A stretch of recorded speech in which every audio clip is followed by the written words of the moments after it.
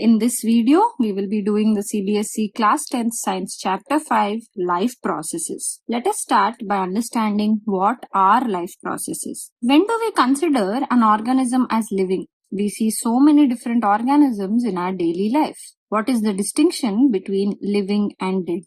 Well, when an organism performs basic life processes to maintain life, it is considered to be living. These are nutrition, respiration, transportation, and excretion. Let us start by understanding nutrition in detail. What is nutrition? It is the process of transfer of materials which provide energy from outside of the body to inside of the body. This is called nutrition. Nutrition can be of two types. Autotropic nutrition, where the organisms make their own food with inorganic raw materials such as green plants and some bacteria, or heterotopic nutrition, where organisms depend on other organisms for nutrition.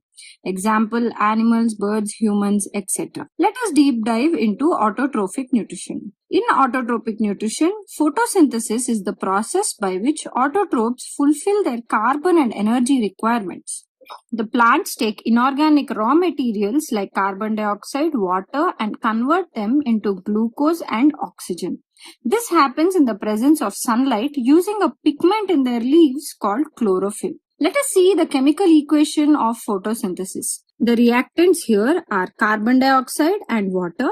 In the presence of sunlight and chlorophyll, they give rise to glucose, oxygen, and water, which are the products of photosynthesis. This equation is highly important from your CBSE 10th board perspective. Let us see what are the steps of photosynthesis. First step is absorption of sunlight by chlorophyll. Second step is conversion of this light energy into chemical energy, and then the water is split into hydrogen and oxygen. After that, the carbon dioxide is reduced to carbohydrates. It is a reduction reaction. Let us see how plants absorb this sunlight. Plants absorb sunlight using a green pigment in their leaves called chlorophyll. It is present in a disc-like cell called chloroplast. This green pigment helps them absorb the sunlight from the nature. And for exchange of gases, leaves, the lower layer, have pores called stomata. They control the inlet and outlet of carbon dioxide, water vapor, and oxygen. Looking up close, every stomatal pore consists of two guard cells which help or determine the opening and closing of stomata. The water content in the guard cells determines the opening and closing of stomata.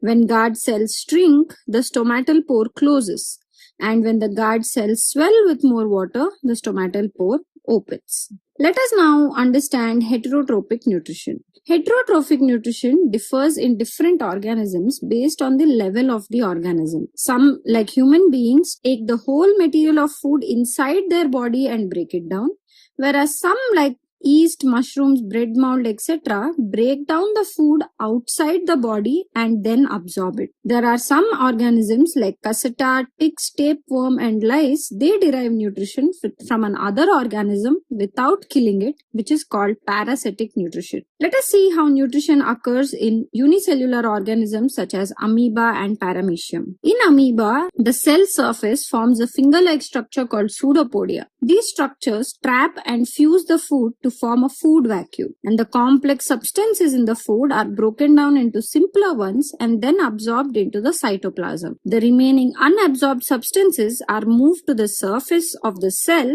for excretion. In case of paramecium, the digestion occurs at a specific spot where all the food is moved to that spot by finger-like structure present through the body called cilia. Moving on to the human digestive system. The human digestive system is a long alimentary canal that starts at the mouth and ends with the anus.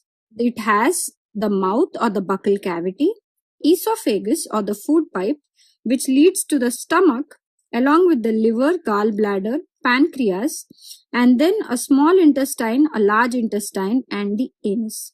Let us look at the functioning of this human digestive system and what each part does. Starting with the mouth or the buccal cavity. The various kinds of food we eat enter our digestive system through the mouth. Here the teeth help in crushing the food into smaller particles.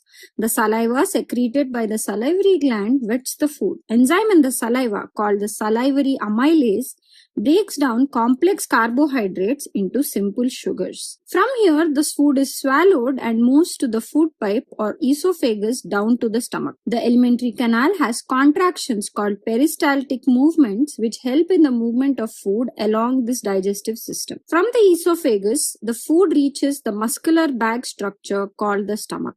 The stomach lining releases acids and enzymes which help in digestion of the food. Hydrochloric acid helps in creating an acidic medium for the enzyme to act. Pepsin is the enzyme that is used to digest proteins, and mucus protects the stomach lining from hydrochloric acid. Food from the stomach sent to the small intestine in small amounts regulated by a sphincter which allows only unidirectional flow of its contents. To complete the digestion of carbohydrates, proteins and fats, the intestine receives the secretion from liver and pancreas. Liver secretes bile juice which is stored in the gallbladder, and the bile helps in making the medium of the food alkaline to help the pancreatic juice to act. Bile also emulsifies fats for them to be digested further. Pancreas secretes pancreatic juice that contains trypsin which digests protein, lipase which digests emulsified fats. The enzymes in the intestine convert carbohydrates to glucose, proteins to amino acid, and fats to fatty acids and glycerol. In the small intestine, the absorption starts where the digested glucose, amino acids, glycerol, and fatty acids are absorbed using finger-like structures present in the inner lining of the intestine called villi. Villi are present so that they can increase the surface area of absorption, and they are richly supplied with blood vessels that take the digestive food to every cell of the body. The length of the small intestine differs in different organisms based on what they eat. Herbivores, which eat plants, have longer intestine as cellulose takes longer time to digest, and meat-eating carnivores have shorter gut as it is easy to digest. Remaining unabsorbed food is sent to the large intestine where water absorption takes place.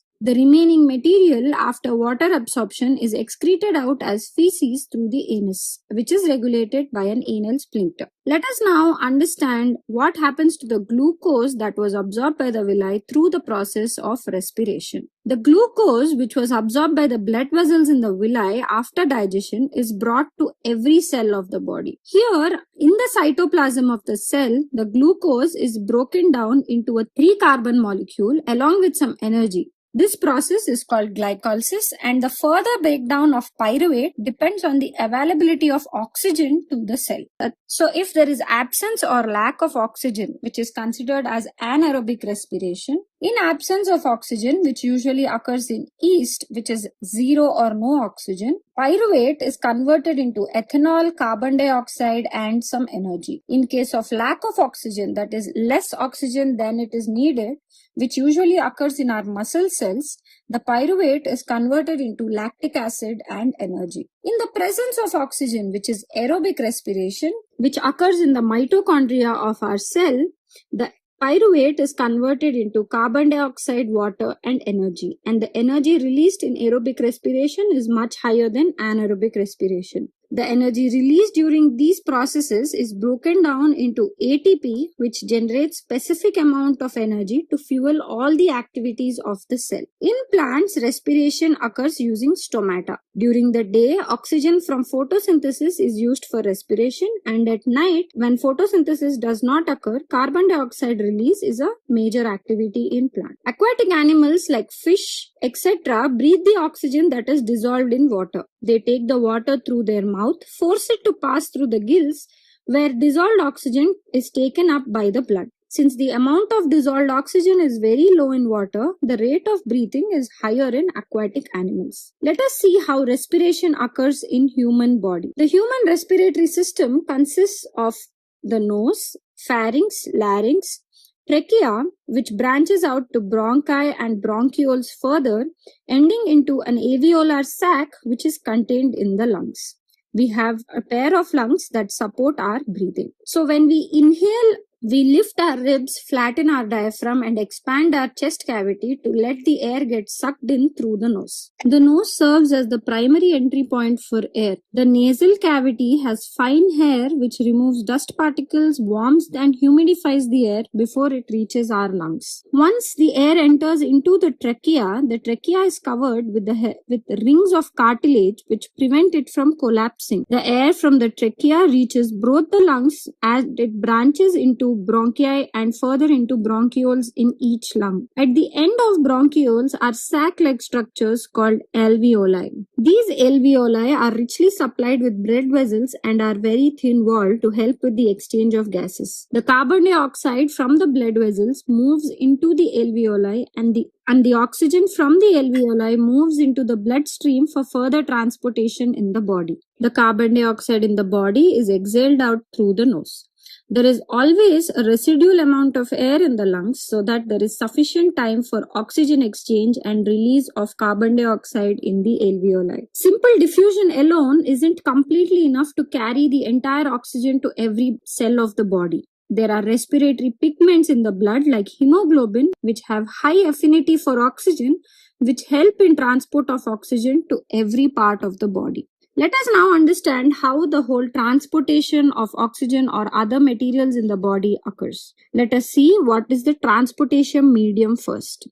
The transportation medium in the body is blood, and it is used to transport oxygen, food and other substances through the body. Blood consists of fluid-like medium called plasma in which red blood cells are suspended. Plasma transports food, carbon dioxide and nitrogenous waste in dissolved form, and red blood cells transport the oxygen. Blood in the body is of two types and is carried out in two different circulatory canals. One is veins and the other is arteries. Veins are the vessels that carry deoxygenated blood from all parts of the body to the heart, and they have valves to prevent the blood from flowing backwards. Arteries are the vessels that carry oxygenated blood from the heart to all parts of the body and have thick walls as blood from the heart has high pressure. On reaching the tissues, arteries divide into smaller and smaller vessels to bring oxygenated blood in contact with every cell. The smallest vessels are 1 cell thick, which are called capillaries. Exchange of material happens at these thin walls and later capillaries join to form veins to send the deoxygenated blood back to the heart. Let us now see the function of the human heart. The human heart has 4 chambers, which is the right atrium, right ventricle and left ventricle. There is a pulmonary artery, pulmonary vein, vena cava, aorta, and these chambers are separated by a septum. Let us see how the circulation occurs in the human heart. The deoxygenated blood from all the veins in the body reach the vena cava. From the vena cava, this blood enters the right atrium when it is relaxed. The right atrium contracts and the blood moves from the right atrium into the right ventricle. The right ventricle then contracts and pushes the blood into the pulmonary artery, which carries the deoxygenated blood to the lungs for oxygenation. Pulmonary artery is the only artery that carries deoxygenated blood. Pulmonary vein then brings the oxygenated blood from the lungs and enters the left atrium when it is relaxed. The left atrium contracts and pushes the blood into the left ventricle. The left ventricle contracts and pushes the blood into the aorta, and the blood from the aorta is transported to all parts of the body. In reality, both the atrium receive blood from both vena cava and pulmonary vein simultaneously. The atrium contract together and push the blood into the ventricles respectively. And the ventricles contract and send the deoxygenated blood to the lungs through pulmonary artery and the oxygenated blood to all parts of the body through aorta at the same time. Since every blood that goes through the heart twice, once to get oxygenated and next time after oxygenation, it is called double circulation system. Some animals which are cold-blooded, they do not use energy to maintain body temperature or don't have higher energy needs like fish and amphibians. The oxygenated and deoxygenated blood are not separated like mammals and birds. Hence, the blood undergoes single circulation where some mixing of blood is possible and the heart has less than 4 chambers in this case. If there is a leak in the circulatory system, it will cause a lot of loss of blood and the pressure of pumping also gets affected. Hence, the platelets flow along with the blood that help in blocking any leaks in the circulatory system. Along with the circulatory system, there is another system in the body for transportation called lymphatic system. Lymph contains plasma, protein and blood cells that escape into intercellular spaces. It drains the tissue fluid back into the blood and also carries digested and absorbed fat from small intestine. Let us now understand transportation in plants. Plants need a transport system that can transfer water and other nutrients from the soil to the leaves for photosynthesis and also to carry the soluble product of photosynthesis to where the plants need it. There are two kinds of vessels which help the plants with transportation. Plants achieve this with the help of tubular structures called xylem and phloem. Xylem helps with transport of water and phloem helps with transport of soluble product of photosynthesis. Let us see how water is transported in plants. The soil is the nearest and richest source of water and other ions in the plants, and the roots, which are in direct contact with the soil, help in absorbing them. The roots actively take up ions which create a difference in the concentration between soil and roots, which then helps water actively move into the roots to eliminate this difference. This creates a steady movement of water along the channel of xylem. However, this pressure itself is not enough to reach water to the higher heights that we see in plants. Hence, plants lose some water through their leaves through stomata as water vapor called transpiration. This transpiration helps in upward movement of water and in temperature regulation. The loss of water through transpiration gets replaced by the water from xylem vessels. Therefore, transpiration creates a pull for water to move up to the leaves. During the day, transpiration becomes the major driving force for water, and during night, the root pressure helps in water movement. For food and other substances, the transportation of soluble products of photosynthesis is called translocation, and it occurs in phloem in plants. The translocation of food takes place with the help of sieve tubes and adjacent companion cells for both upward and downward direction of motion. Materials like sucrose, glucose are transferred to the phloem tissue from the leaf using energy sources like ATP. This creates an osmotic pressure in phloem which causes the water to move into it, and this water moves the material to locations where there is less pressure. This allows the phloem tissue to move the glucose as per the plant needs. Example, in spring season when most of the glucose is moved to fruits and flowers for their growth. Let us see how excretion takes place in plants and animals. The human excretory system consists of a pair of kidneys, ureter, urinary bladder and urethra. Inside the kidney, the structural and functional unit of filtration is a nephron. So let us see how urine is formed. Urine is formed to excrete nitrogenous and other wastes like urea and uric acid from the body. The renal artery brings this in the form of blood into kidneys for filtration. Like alveoli, the kidney has a thin-walled blood capillary structure for filtration called nephron. Each nephron has a cup-shaped structure called Bowman's capsule. This collects the initial filtrate from the blood. As the filter passes through the nephron tube, some of the amino acids, salts, glucose, water, etc. are reabsorbed by the renal vein. How much water is reabsorbed depends on the amount of water in the human body. Urine from each nephron moves to collecting duct. From all the collecting ducts, urine finally enters the ureter and passes through it, reaching the urinary bladder where it is stored. Urine is stored in the urinary bladder until it expands and gives the urge to pass it through urethra. Urinary bladder is muscular and hence it is under nervous control. Excretion in plants. Apart from oxygen, water and carbon dioxide, plants excrete their dead cells and waste products stored in leaves by falling them off. Plants also release waste material in them from the roots in the surrounding soil. Plant waste products such as resins and gums stored in old xylem of plants are excreted from the bark. This was the complete chapter of life processes. Thank you for watching. Subscribe to the channel, like and share this video. Comment below if you have any doubts regarding this chapter and share it with your other friends.